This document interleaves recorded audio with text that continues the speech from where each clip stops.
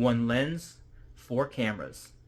That lens would be the Sigma 50-500 full frame lens, the F-mount version, the OG unstabilized version. First we have it on the Nikon Z6. It is adapted using the Viltrox NFZ mount adapter. It has the most current firmware on it. The body of the Z6 also has the most current firmware on it. You can look at in the description what exactly that firmware would be. And I'm going to be using this lens, which is a 4-6.3 aperture. I'm going to be using this lens on the Nikon Z6 as well as the D7200.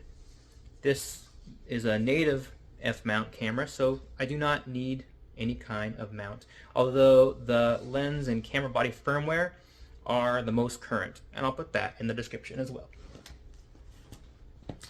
Next, I'll be trying that Sigma 5500 on my Sony A6500, and it's going to be using the Vello LAE-SE-NFV5 adapter.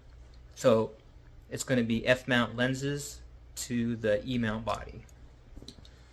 Lastly, we have my Olympus E-M1 Mark II. It's going to be using a passive. That means no electronical contacts. So I can't adjust any of the electronical stuff on it, but it does have an aperture control ring. So this is my Olympus E-M1 Mark II. Okay, one thing I actually want you to see is how I'm just walking around like normal. I have it mounted right now on my Z6 with the Viltrox NFZ adapter. It's an autofocus adapter. I put it in manual and I'm shooting at 1/1000th of a second.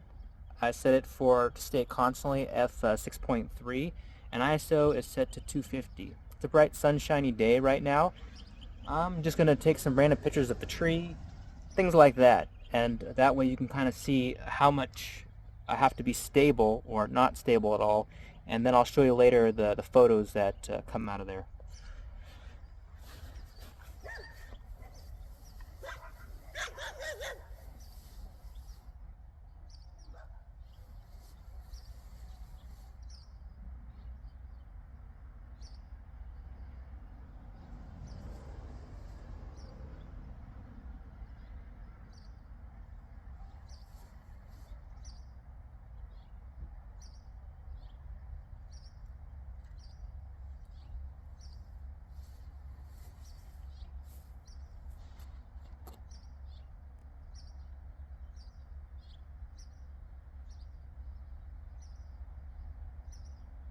So one thing is, just now I was trying to lock on to some of these birds, and you'll be able to see the photos of just one of the birds that I tried to lock onto. The other ones, it didn't even lock.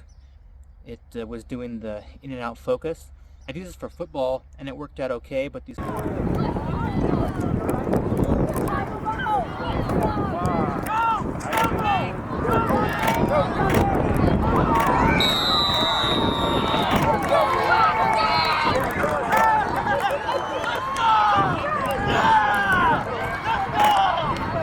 Smaller targets for sure, especially when I'm zoomed in. It really, it's not quite the same. It has a difficult time tracking those objects. Part of it's the camera too. I've had some issues with the Z6 tracking, and so it's not all the lens's fault.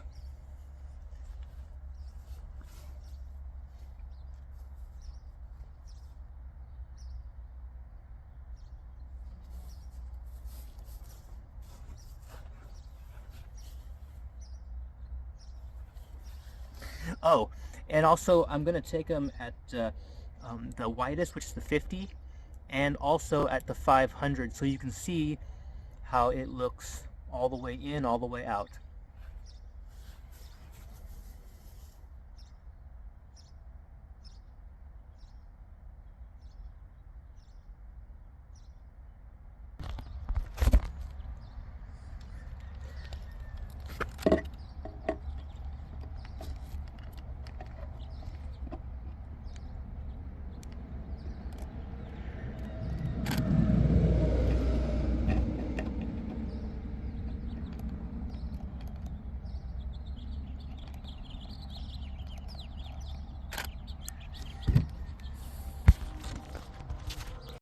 Okay, next I'm going to shoot with my D7200. There's a couple things to think about. First of all, this is the only non-stabilized camera out of all of them. Second of all, there's a crop on it, of course, so being a 50 to 500 on a full frame, it's about a 75 to 750 on a crop sensor camera. So I'm going to do pretty much exactly the same thing. I just changed directions about what I'm pointed this camera at, but I'm going to do basically the same thing. So the only difference I made my shutter speed 1/1000th of a second, and I made the aperture a constant 6.3, but I let the ISO be in auto. I am shooting in manual though. The one issue with this camera is the back display actually is, let's see, can't see it too well, but it's actually starting to fail. It has these weird purple lines on it, and I tried to fix that, but I just haven't got around to completing the repair on it yet. Anyways,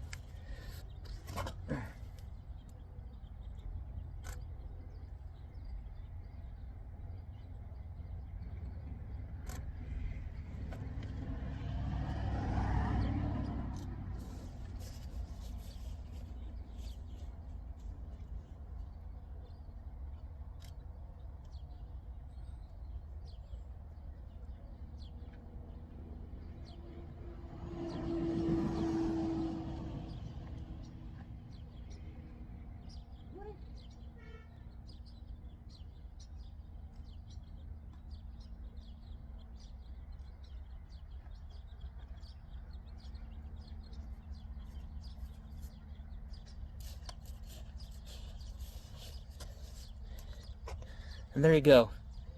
It's not super scientific, but that's kind of how I wander around when I'm taking pictures. Not so erratic and jittery all the time, but this lens isn't actually terrible on the full frame camera, especially if you're shooting video at the same time. I have it connected to an HDMI recorder.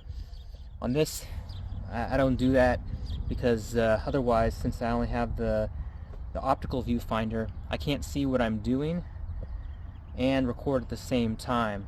So I don't use this to record video and take photos at the same time.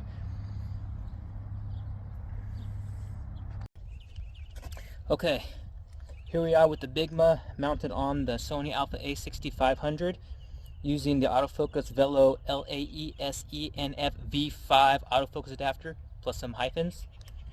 One thing I noticed is that on the crop sensor cameras, remember this is going to be more of a 75 to 750 millimeter lens, the sharpness isn't quite as good. Not that it's going to be terrible for day-to-day any kind of things, but it just seems to be better on full frame cameras.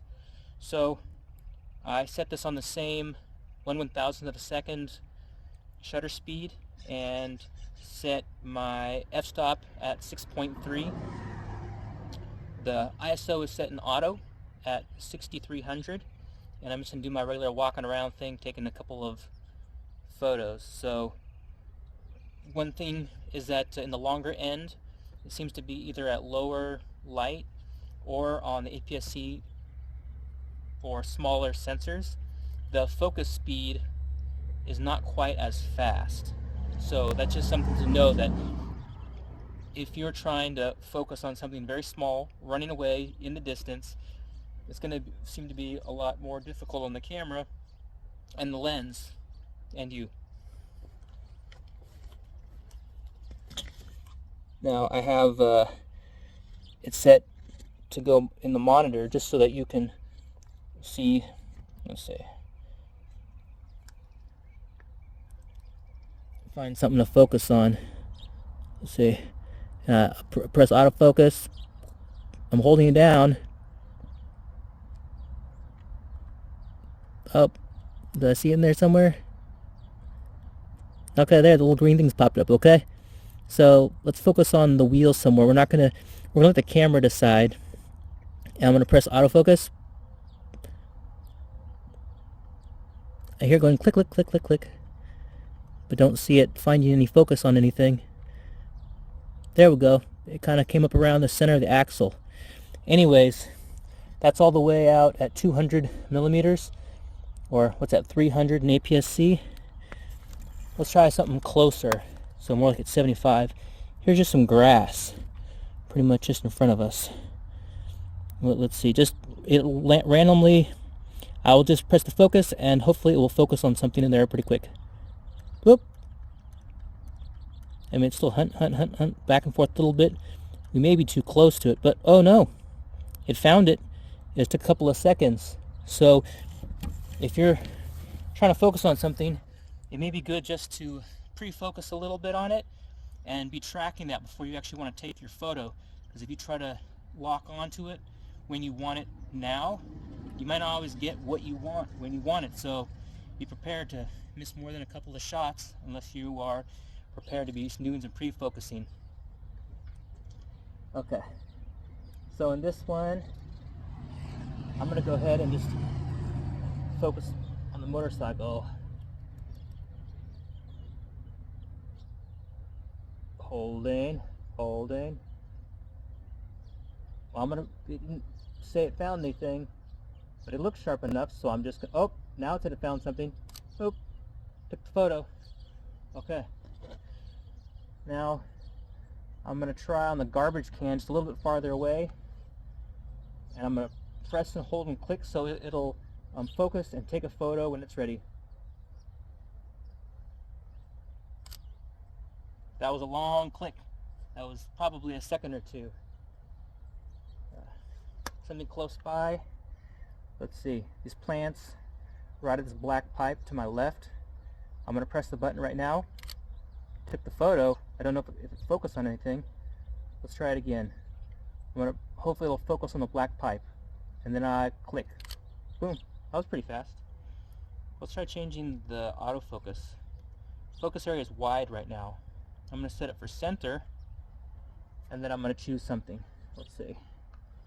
So I was focused close up at like 75 millimeters. I'm going to be more like at 100 millimeters. Focused on the motorcycle wheel, and I'm gonna press the button and let it take its photo when it's ready. Okay, press. Took the photo. Still took a couple of seconds, but it's a little bit faster. Probably something about not having to search the whole entire frame. It sort of knows it wants it right in the middle. Still not instantaneous though.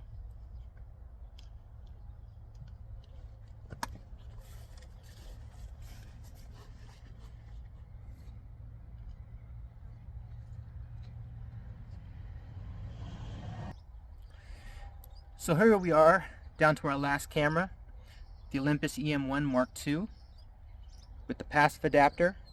I did still set the shutter settings to 1/1000th of a second with an aperture of 6.5, being at half clicks. It's not at 6.3. And the ISO is in auto. This being a micro four thirds camera, instead of being a 50-500 or a 75-750, effectively makes this a 100 to 1000 millimeter lens, so it's a very narrow view. Being non-auto focused, it is going to take a lot longer for me to get the photo that I want, and doesn't mean it's going to be sharp. So pretty much the user error is more apparent when it comes down to this. Also, the light out here is definitely harsh, so that makes it a little bit more on top of that, clumped in there with the user error. Anyways, the one good thing about this is if you wanted to use it for video, doing video for maybe a football game or something from way up in the stands, and you weren't going to be worried about it being super sharp, it was more about catching the action, then you could probably just enjoy using this. And for what, 250, 300 bucks? Not terrible.